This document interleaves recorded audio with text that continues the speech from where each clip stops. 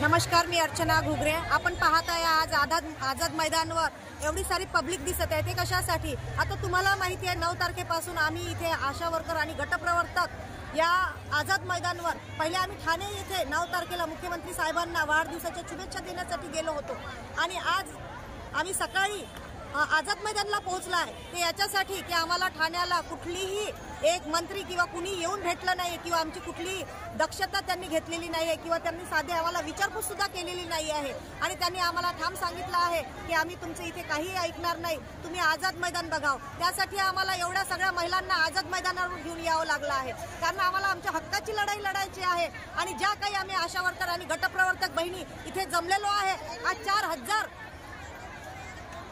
Public इथे येऊन आशा worker आणि गटप्रवर्तक इथे जमलेले आहेत। कारण जोपर्यंत आम्हाला सरकार आमच्या ज्या काही घोषणा केलेल्या होत्या सरकारने त्याची अंमलबजावणी जोपर्यंत करणार नाही तोपर्यंत आम्ही इथून निघणार नाही, हा आमचा निर्धार पक्का केलेला आहे आम्ही। आणि आपण पाहतो आहे की एवढ्या सगळ्या आशा वर्कर कुठे रस्त्यावर झोपून राहिले आहे, पाण्याची व्यवस्था नाही, टॉयलेट बाथरूमची सोय नाही, इथे जेवणाची नाही, इथे उघड्यावर आता थोड्याच वेळात असं वाटत आहे का पाणी सुद्धा येऊ शकते।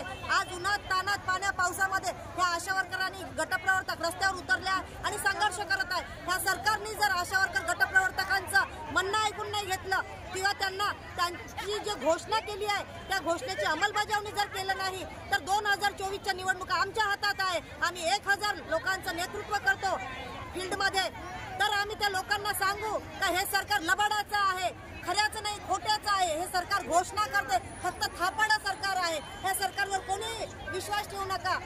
आपण सगळ्या आशा वर्कर आणि गटप्रवर्तक एक साथ लढू आणि संघर्ष करू आणि ह्या सरकारला दाखवून देऊ की आम्ही पण संघर्ष करून काहीतरी मिळवून घेऊ आणि तुमच्याकडून मिळवून घेतल्याशिवाय आम्ही इथून जाणार नाहीये, हे सरकारला सांगू इच्छितो। इन्क्लाब जिंदाबाद।